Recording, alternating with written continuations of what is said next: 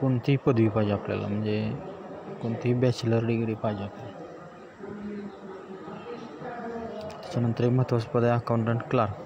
त्याचे पण भरपूर पोस्ट असतात. तर BCom वगैरे झालं असेल तर त्यांच्यासाठी हे पद आहे. त्याच्यानंतर इलेक्ट्रिकल वायरमन, ITI होल्डर असतील कोण तर ते इलेक्ट्रिकल सर्किट वगैरे असेल, अनुभव असेल,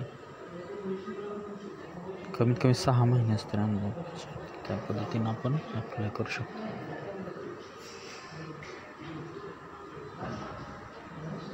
त्याच्यानंतर ITI मेकॅनिकल एक आहे, त्या पोस्टी 7 पद आहेत. तर त्यासाठी शिक्षण असेल तर आपण अप्लाय करू शकतो. आणि लास्ट आहे आपलं पद मशीन ऑपरेटर. याच्या भरपूर जागा आहेत, 50 जागा आहेत. याला आपल्याला 6 महिन्याचा अनुभव असेल, कुठेही तुम्ही काम केलं असेल तर अप्लाय करू शकता.